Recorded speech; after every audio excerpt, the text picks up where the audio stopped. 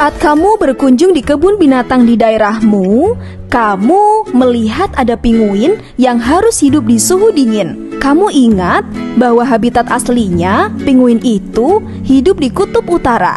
Lalu kamu berpikir, mengapa pinguin itu bisa bertahan hidup di wilayah sedingin kutub utara ya? Dan mengapa mereka tidak tinggal di daerah kering saja? Eits, sebenarnya ada faktor yang memengaruhi persebaran flora dan fauna loh. Yuk kita cari tahu bersama. Sebelum mencari tahu faktor apa saja yang memengaruhi persebaran flora dan fauna, kamu wajib mengenal dulu dengan lapisan bumi yang menjadi tempat kita ini. Yap, lapisan ini menjadi tempat tinggal makhluk hidup seperti manusia, hewan, dan tumbuhan. Kamu bisa menyebutnya dengan biosfer. Secara etimologi, biosfer itu berasal dari kata bio yang berarti hidup dan sfer yang berarti lapisan. Sebagai makhluk hidup, tentu kita membutuhkan keberadaan daratan, perairan, hingga udara. Begitu pula dengan flora dan fauna. Mereka akan memilih biosfer yang paling sesuai dengan kebutuhan dan kemampuannya untuk bertahan. Beberapa faktor yang menyebabkan hal tersebut. Jika kamu perhatikan nih, dari pinguin tadi, pinguin hidup di tempat dengan suhu udara yang dingin. Tetapi ada juga fauna yang hidup di suhu panas. Di antaranya ada unta dan keledai. Selain suhu udara, ada juga kelembapan udara yang tak kalah penting untuk flora dan fauna dalam mempertahankan hidupnya. Suhu udara, kelembapan udara, angin, dan curah hujan itu termasuk iklim, yang artinya iklim itu berpengaruh terhadap persebaran flora dan fauna. Faktor yang disebabkan oleh iklim ini, kamu bisa menyebutnya dengan faktor klimatik. Selain itu, ada faktor yang disebabkan oleh tanah atau faktor edafik. Seperti yang kamu ketahui, tanah merupakan media utama tumbuhnya flora.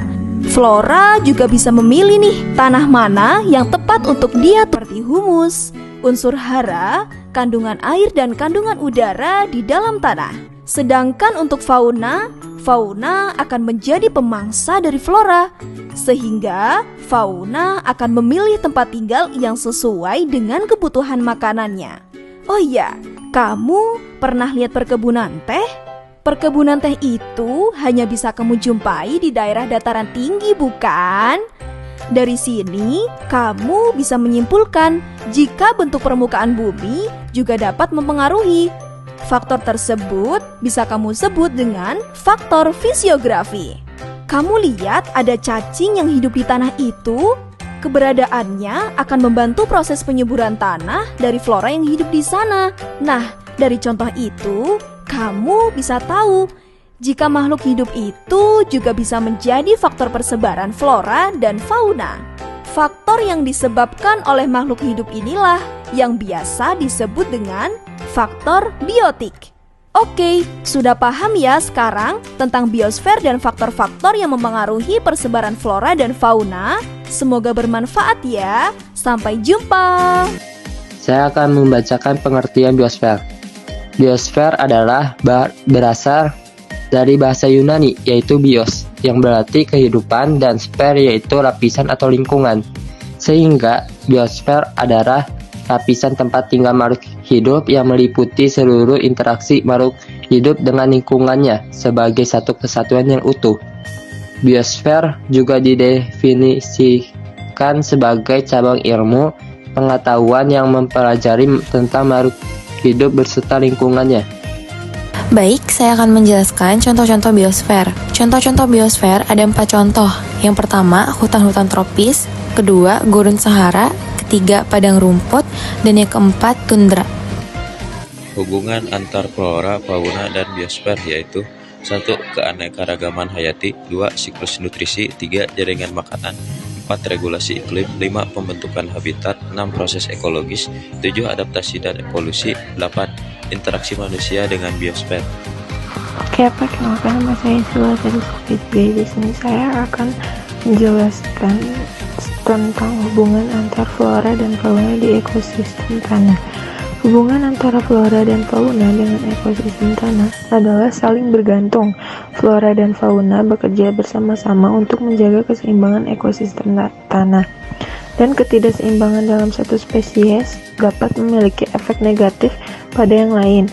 Oleh karena itu, penting untuk mempertahankan keanekaragaman hayati dan menghindari aktivitas manusia yang dapat merusak ekosistem tanah.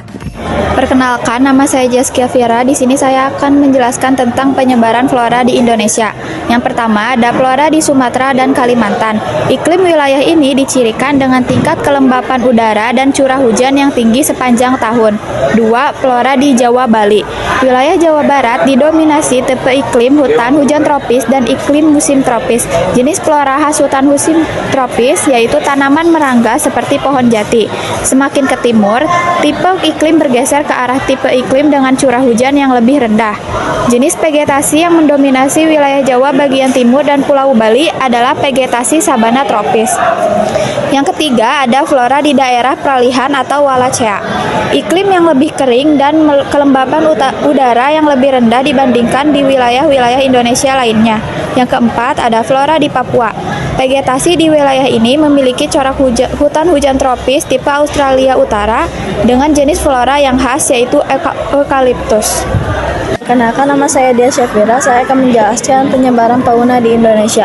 Yang ke-1, fauna tipe asiatis, gajah badak, bercula 1, rusa, tapir, banteng, kerbau, monyet, orang utan, harimau, macan tutul, macan kumbang, tikus, bajing, beruang, kijang, anjing hutan, kelelawar,